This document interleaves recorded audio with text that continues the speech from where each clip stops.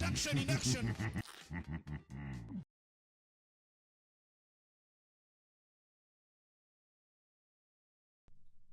Planning food adventures can be a roller coaster, and we understand the ups and downs far too well. Our dedicated team works tirelessly to curate the culinary journeys you've come to cherish on our show. So imagine having the power of your very own adventure planning dream team all in the palm of your hand. Ladies and gentlemen, introducing Magic, your personal AI travel assistant and the sponsor of this video. Magic is your always app and craving. In this video, I'll be dining at 3 of Gordon Ramsay's restaurants here in Las Vegas, Nevada, USA.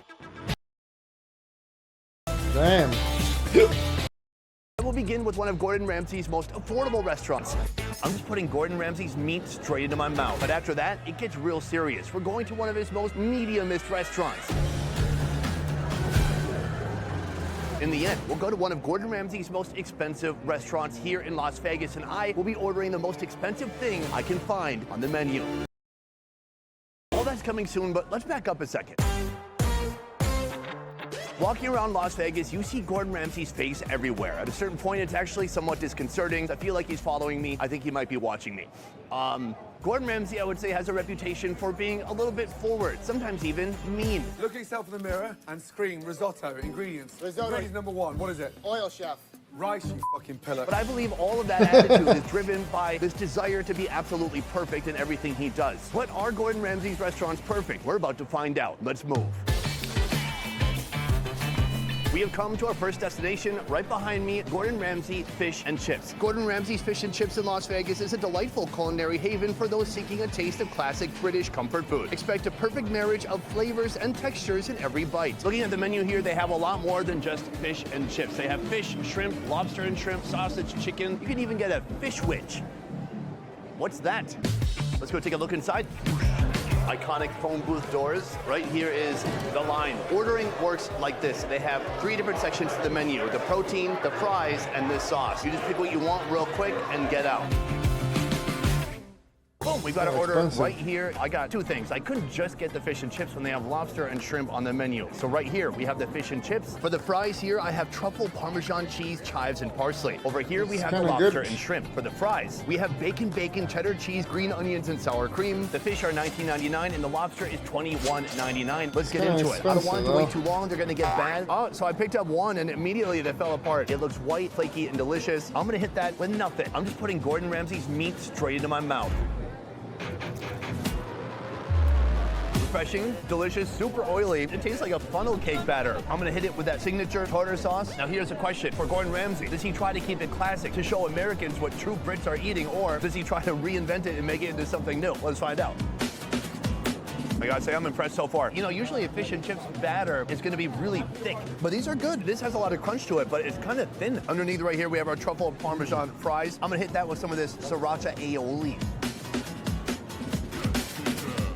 It's like chili sauce and mayonnaise mixed together, but more fancy because, you know, Gordon Ramsay made it. What I'm curious about is how often does that man come here and quality check everything to make sure people are getting the proper experience? Gordon Ramsay has 58 restaurants, so that means he can really only spend 1 week a year at each one, but you know he's not even doing that because he's spending most of his time doing TV shows. Let's move on to our next course right here, the lobster and shrimp. That's a shrimp right there. It looks like a nice sized shrimpy. I'm just gonna try the shrimp alone with no sauce. Oh yeah, that is full of flavor. Incredible seasoning in the batter. It almost tastes buttery once you burst to the inside. And a nice shell on there. It's got a really great crunch. This is super satisfying. They have the lobster tail right here. They kind of rip the meat out. It's kind of like a lobster fish stick. I feel like if we were in Vietnam, people would eat the tail too. You're eating the shell? I just learned a valuable lesson though. Just because you can do that doesn't mean you should. Right here is what I really care about. This is the meat. I'm gonna rip it a little bit. Oh, uh-oh. No, I wanna put it back. Ignore that rip. I'm just gonna take a nice big bite. Here, it's absolutely all about the batter, and I feel like each one has a little bit different batter and certainly different seasonings. This is the best. Overall, delicious. Do I have the same standards as Gordon Ramsay? No, they're even lower. They're much lower. There should be a reality show where Gordon Ramsay eats his own food and he thinks it's other people's food and then he shits on it. Then he finds out it's his own food and then he has like an existential crisis. I'd pay to see that. This is our first course in our first restaurant. Next up, we're going to our most medium price location, Gordon Ramsay's Pub. Let's do it. folks, we've come to our second location. Behind me, Gordon Ramsay's Pub and Grill. I'm not even sure that we can shoot here because we're inside of a casino. We're in Caesar's Palace right now. You know what? We're just gonna do it anyway, unless they call the police. Then...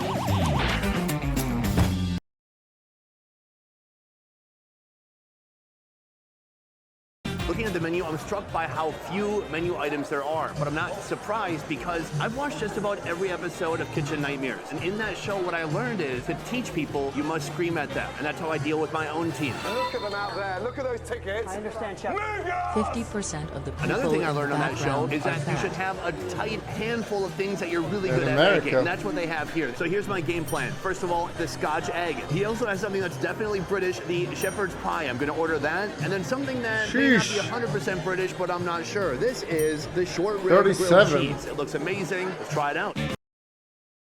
Broke boys right now in chat.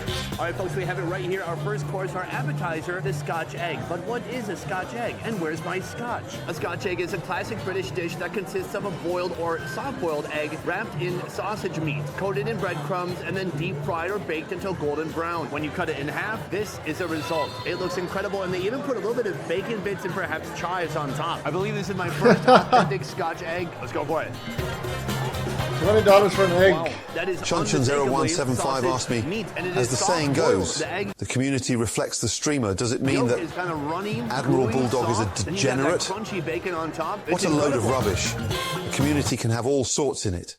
And to tag someone based on that is bloody nonsense. Admiral Bulldog might be a bit of a joker, but that doesn't make them a degenerate. True. Focus on their gameplay and leave the cheap shots at the door. This is a Hey, dish guy, that you takes some good? legit skill to make because you have to start with soft boiling the egg. You can't overdo it, and then after that, you have to wrap it up. Here's our main course. Holy cow, that was crazy fast. It's maybe been 15 minutes since I ordered, and it's here already.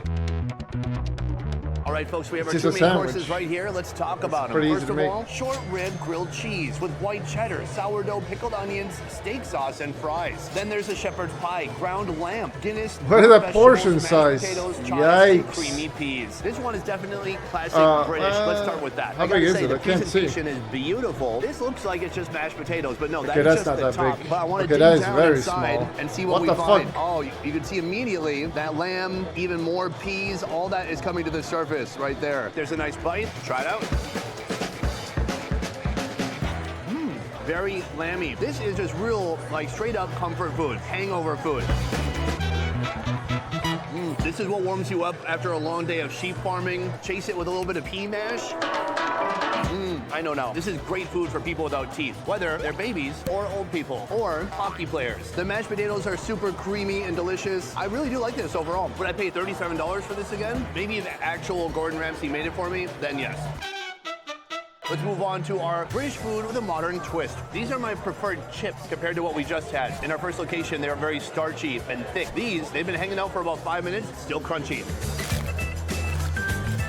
These are great, but I'm not here for the chips. I'm here for this. Oh my gosh, does it look good. Sourdough bread. Try it out. The only thing is I was hoping for a cheese pull. Maybe I waited too long, or maybe I should take one more bite. No cheese pull, it's okay. I do think overall it is a good ratio of food ingredients here. The bread is strong and it holds everything in tightly. And then there's a please. nice balance between a load of this rib meat, which is super soft and succulent.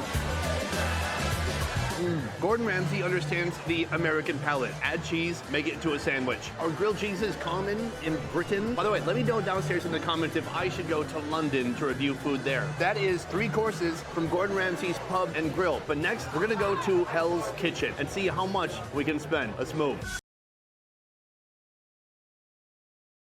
Ladies and gentlemen, we have arrived at our third and final location. Behind me, Hell's Kitchen. You might remember Hell's Kitchen from the famous TV show that goes by the name of Hell's Kitchen, Season 5. Why didn't they call this one Season 5? Season 6 would sound good too. Hell's Kitchen in Las Vegas is located in Caesar's Palace. It's a dining experience that brings the excitement and drama of the popular television show to life. How? Jesus. How is that possible? Gordon Ramsay is not here. Do the cooks yell at each other? Who is yelling at who? The menu features signature dishes inspired by Chef Gordon Ramsay's innovative creations, such as the beef Wellington and the famous sticky toffee 72. pudding. 2 items that are definitely in my Sheesh. crosshairs. Now, this is our most expensive restaurant we're going to today. I'm very curious what is going to be the most expensive menu item, but we're gonna have to go inside to find out. Let's move. All right, in we go. I have my reservation and I have no permission. Let's see if Gordon Ramsay comes out to yell at me. Get out! Out, out, out! It's crazy busy in here, but I have a reservation, so I'm gonna be fine. We're gonna be seated in just How's a he allowed couple to just minutes. film here? Let's go check out our seat. This place is massive. There's so many people. And look, open kitchen. Hey! So I've just opened up the food menu. They have some chilled seafood, few appetizers, soup and salad, and then entrees. I saw all the time in Hell's Kitchen people screwing up the risotto. Who cooked this? Disgusting. I'm gonna try the lobster risotto today for my appetizer, and hopefully it'll mess it up. Here for the main courses, we have beef Wellington. This is the most British thing on here. I have to try it. The beef Wellington is coming in at $72.95, but that is not the most expensive thing on the menu. The most expensive thing you can get here at Hell's Kitchen is the grilled Australian lamb. We got risotto, we have 2 big proteins. Let's go for it. All right, folks, we have our appetizer right here. This is the lobster risotto. But you may be wondering, what is risotto? Risotto is a popular Italian rice dish known for its creamy and rich texture. It's made using a special type of rice called arborio. And this, it looks and it smells amazing. Truffle. I'm gonna try just the rice at first. It's perfect. Be right we in need the to finish middle, this. and it just has We need a to finish this wonderful first. truffly flavor Are to you it. not I'm gonna get the rice entertained? underneath, the lobster tail on top. I mean, that is gorgeous. Wow, buttery, rich, and delicious. It pairs perfectly with that risotto. This is basically a perfect dish. I have nothing bad to say. It's expensive, but what do you expect? We're at Hell's Kitchen. I mean, you have to have reservations a week ahead if you're gonna eat here. I'm eating here at 3 p.m. because that is the only time I can get a reservation here. That is just the beginning. We have a lot more food to go. So while I'm waiting for my main course, I'm going to show you Hell's Kitchen right here. much money It looks does just this like the restaurant TV make, man? set. You've got 2 sides, red and blue. Now, the red side over here, they are preparing the appetizers, and the blue side over here, they're preparing the main courses. It's not actually a competition. Competition is don't lose your job. They're not competing against each other, but they've created the same vibe. It's fun to watch. It's a super cool idea. I'm looking at both crews here. I got to say, the red bandana team is looking a lot better. I might be biased, but they're looking a lot better. All right, folks, here we go. The most expensive meal of the day. And the most British thing we're having all day, the beef Wellington. It sounds fancy. It sounds like it has good credit. Hello, Mr. Beef Wellington. Would you like a mortgage? 70 How about a euro. business loan? This is a classic Dollar. British dish, which features a whole fillet of beef, typically coated with mustard and wrapped in a puff pastry. British food, to me, seems to be meat, potatoes, and then sometimes they have bread, too. They put all those together in one thing known as a beef Wellington, and this red wine demi-glaze. It's like how Thor is a demigod. This is a demi-glaze. Let's try it out. That's incredible. I believe the beef is medium rare. It's super What? tender and even texture. Not fatty, but still very soft. Then that puff pastry is like a little sticky, slightly doughy. And I expected that glaze to be a lot more sweet, but How's it's not. Thor a Hitting with a little demigod? bit of glaze. Cheers.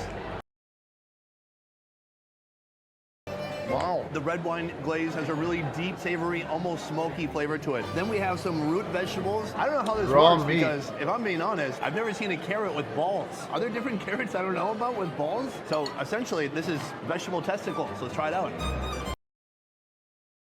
Carrot balls. A little bit of the smashed potato. Creamy, buttery, and a slight herbal taste in there too. So that is a beef Wellington, an incredible experience. This costs $72.95, but this right here is the most expensive thing on the menu, coming in at $84.95. This is grilled Australian lamb, sautéed spinach, romesco, and a harissa lamb jus. Oh, it looks nice and soft. This outer part is very fatty, but if you get a little bit more towards the core, you can see some real nice color on there. Is it worth $85? Let's find out. That is delicious. Tender, but it still has bite to it. It definitely has that lamby flavor. It tastes real good. Fatty and satisfying. Somebody hid some spinach underneath just in case you want fiber. Here's my vegetable for the day. Even that's delicious. I gotta say, I am pretty blown away. These were both absolutely fantastic. The beef Wellington was everything I hoped it would be and more. This has been an incredible journey, but it's not over yet. You see, Gordon Ramsay is famous for one dessert, and that is sticky toffee pudding. You can see this hot bottom layer right here. Oh my gosh, peel that back. That looks incredibly sticky and hot. And they have a melting scoop of ice cream on top. This whole thing looks incredible, decadent, sweet, and delicious. incredible flavors. It tastes like pecan. It's just like this really satisfying sweetness. It's not overly sweet with cold ice cream. The temperatures combined in your mouth. The topping coats your mouth with a sticky residue. Then the ice cream is just so refreshing. It's the perfect pairing. It's a $26 dessert. That's one of the most expensive desserts I've seen anywhere, which probably means I don't go to fancy enough restaurants. Actually, when I go to fancy restaurants, I just don't eat dessert. So that is our final course, and a fine course indeed. From here, I'm going to go outside and tell you which was the winner of today's challenge. I know you're asking yourself, what? There's a challenge involved somehow? Yes, I'm going to tell you which restaurant I think gave me the most bang for my buck. Let's go outside and sort it out. Boom, so those are 3 of Gordon Ramsay's many restaurants here in Las Vegas. My favorite today, Hell's Kitchen. It was awesome. Yes, it's expensive. It's a lot more than a normal restaurant, but this is not a normal experience. This is a place you go to when you want to try some fine dining, something you're not going to find at your average Applebee's. I got to say, the thing I liked most today among all the restaurants is that everything just felt open and inviting, and it's a great way for casual folks who are in Vegas drinking on the street. One second they're yakking in an alleyway, the next second they're eating beef Wellington here at Hell's Kitchen. It's very approachable and accessible for everyday folks to come here and try out some astounding food. My favorite food of the day, the lobster risotto. Excellent. One of the best risottos I've ever had. And I've had like 3. Otherwise, guys, that is it for this one. Thank you so much for watching. I will see you next time. Peace. Next time, I will review Guy Fieri's restaurant. Giling-giling, giling-giling, giling nyo ng matunawang taba. Giling-giling, giling-giling, hayaan yung mata nila ay lumuwa. Giling-giling.